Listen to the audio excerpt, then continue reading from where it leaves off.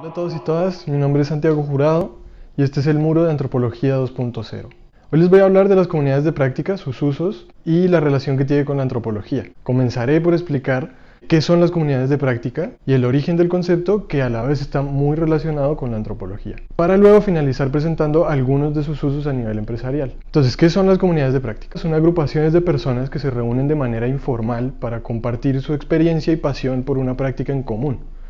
¿A qué me refiero con práctica? Pues por ejemplo a un grupo de gamers que comparten estrategias de un juego en particular, o el clásico ejemplo de los catadores de vino que comparten conocimientos sobre sabores, aromas y demás cosas. Vale la pena destacar que las reuniones de las comunidades de práctica no tienen que ser en persona, no tienen que ser cara a cara, y pueden ser en foros, a través de redes sociales o hasta por chats de texto o video. Lo importante es que exista una distribución del conocimiento que tienen las personas de la comunidad de práctica sobre la práctica. Eso quiere decir que el conocimiento tiene que compartirse, y tiene que compartirse de manera solidaria.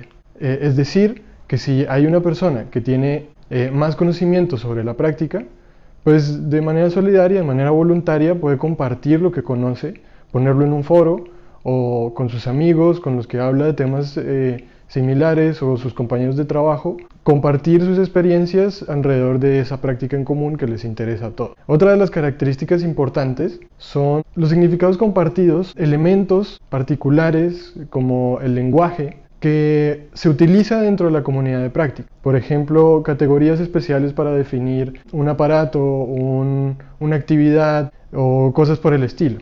Por ejemplo, si yo les digo, mis pies de gato me causan dolores, pues algunas personas van a quedar un poco desconcertadas porque si no saben sobre escalar, no van a saber a qué me refiero. O por lo menos, si me hubieran dicho esas mismas palabras hace un par de años, yo tendría que haber preguntado, pero ¿por qué le dices pies de gato a tus pies? Otra de las características importantes es la identidad, que en el caso de las comunidades de práctica funciona como un mediador tanto para las personas que llegan a la comunidad de práctica como para los que están ya dentro de la comunidad. En este caso son los intereses, los objetivos y valores de las personas que hacen que se adhiera o no a la comunidad de práctica. Es decir, si yo tengo un interés sobre un tema en particular, pues puedo buscar una comunidad de práctica y comunicarme con ellos, o de hecho no hacerlo y simplemente leer o escuchar lo que digan. Pero si no tengo ningún interés, pues ¿para qué lo voy a hacer? Y en ese momento es que interceden las partes identitarias de cada persona en referencia a la práctica. Ahora bien, ¿cuál es la relación que tiene este concepto con la antropología? Dos investigaciones en particular tuvieron mucho que ver con el desarrollo del concepto de las comunidades de práctica. La primera fue desarrollada por Julian Orr en torno a técnicos que reparaban impresoras y fotocopiadoras de la marca Xerox en el área de California, en los Estados Unidos. Julian Orr no pretendía encontrar comunidades de práctica, ni iba con el objetivo de investigar comunidades. Simplemente quería conocer, hacer una descripción densa, una etnografía sobre el contexto de trabajo y sobre la manera como ocurre el trabajo en el contexto de los técnicos reparadores de fotocopiadoras e impresoras de Xerox. Sin embargo, se encontró con algo muy particular.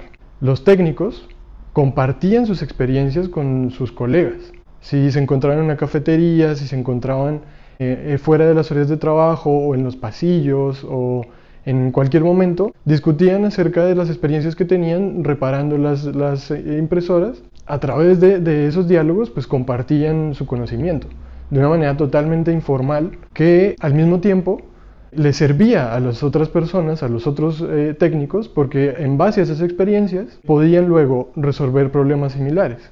Luego, además de eso, los técnicos de Xerox estaban en una lucha constante con sus jefes. Los jefes pretendían que los técnicos siguieran de manera directa los manuales para hacer las reparaciones. Los técnicos, por el contrario, preferían tomar caminos diferentes para solucionar los problemas, porque a veces los manuales no tenían la manera para resolverlos. Eso de alguna manera muestra la diferencia que hay en la organización formal e informal dentro de las empresas. Orr llamó a este tipo de relación que tenían los técnicos como una occupation community, algo así como una comunidad laboral o profesional que, bueno, a mí no me gusta mucho porque lo vincula directamente al trabajo, y las comunidades de práctica o las comunidades en las que se comparte el conocimiento no tienen que estar vinculadas solo al trabajo. La segunda investigación fue llevada a cabo por Jan Lev y Etienne Wegner. Jan Lev es antropóloga y Etienne es un especialista en educación. Ellos dos realizaron una investigación de carácter histórico sobre aprendices de oficios, jóvenes que trabajaban junto a expertos en diferentes oficios y aprendían haciendo. Por ejemplo, los alfareros o los zapateros. Mediante esta investigación se dieron cuenta que los seres humanos somos seres sociales envueltos en prácticas sociales, a través de las cuales aprendemos, compartimos y generamos conocimiento. Básicamente, esta concepción del aprendizaje resalta su carácter social y de permanencia en el tiempo. ¿A qué me refiero con esto? A que el aprendizaje sucede todo el tiempo y que además sucede también cuando estamos interactuando con otras personas. Si pensamos en la educación formal, como en las escuelas, universidades y demás, se piensa como un aprendizaje individual y que tiene un inicio y un final. Es decir, los estudiantes llegan al salón de clase, o sea, inician el aprendizaje. Cuando salen del salón de clase, pues lo finalizan. En realidad no es así. Todo el tiempo estamos utilizando lo que aprendemos. Hay momentos en los que, por ejemplo, estamos solos y estamos reflexionando sobre cosas que hemos visto, experiencias que hemos tenido. También con la conexión social es importante mencionar que ahora es mucho más presente. Porque si en algún momento tenemos una duda, pues, ¿qué hacemos? O le preguntamos a alguien o le preguntamos a Google. Y en Google hay personas que ya preocupadas por cosas similares han posteado o han creado blogs o han abierto discusiones en las que discuten temas que, por ejemplo, pueden ser la forma de resolver la duda que tenemos. Por ejemplo, si ahora abrimos el computador y buscamos, no sé, cómo buscar en Google, es posible que alguien de hecho haya hecho un video explicando cómo buscar en Google.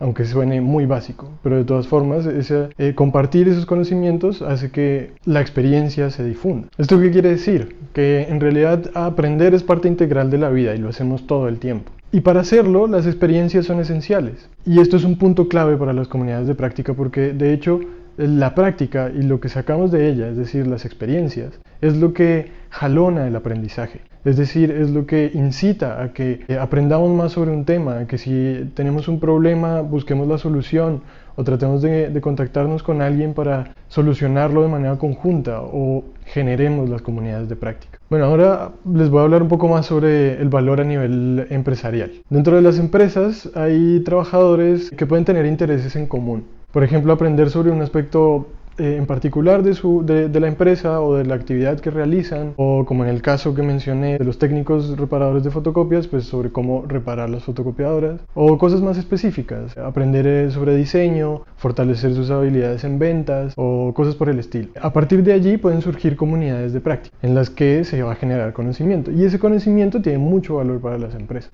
El conocimiento puede aprovecharse para innovar, resolver problemas dentro de la empresa o quizá identificar tecnología para mejorar los procesos de la misma empresa. Así, identificar los intereses en común de los empleados o la existencia de comunidades de práctica que ya existentes puede ayudar a fortalecerlas o a generarlas, fomentarlas. Alrededor de las marcas también se crean comunidades de práctica que está vinculado con las llamadas comunidades de marca. El caso de Harley Davidson es muy dicente. Las personas, los moteros que tienen motos de Harley Davidson, pues compran un montón de cosas extra para enchular su moto o para vestirse de una manera en particular. Hay pines que de hecho me contaron hace poco que a veces se intercambian, se envían de un país a otro, los pines que dicen Harley Davidson, no sé, California o México, República Checa. Y la empresa Harley Davidson fue consciente de eso, comenzó a generar otros productos y a hacer actividades en las que reunía a los moteros, y eso genera una conexión más profunda con los usuarios de la marca, con los compradores de la marca. Así, identificar los elementos que unen a los miembros de la comunidad de práctica permite aprovechar o fomentar el crecimiento de la comunidad y a la vez el crecimiento a nivel comercial de la empresa. A nivel de comunicación, también las comunidades de práctica pueden ser interesantes porque los significados de los que hablé anteriormente, que se crean dentro de las comunidades de práctica, o que se comparten más bien dentro de las comunidades de práctica, pues se convierten casi que en una forma diferente de hablar. Las empresas pueden tomar este tipo de lenguaje para hablar en su idioma. hacer propagandas, hacer comerciales que van a estar directamente dirigidos hacia ellos y que están enmarcadas dentro de esos significados que se comparten en las comunidades de práctica. ¿Y cómo identificar todos esos elementos? Pues la respuesta está en la antropología. ¿Por qué? Porque a través de la etnografía, las entrevistas y muchas otras metodologías de investigación, los antropólogos podemos lograr acceder a esos conocimientos o tratar de encontrar los elementos que unen a los trabajadores y fomentar las comunidades de práctica o, bueno, aprender de ellas.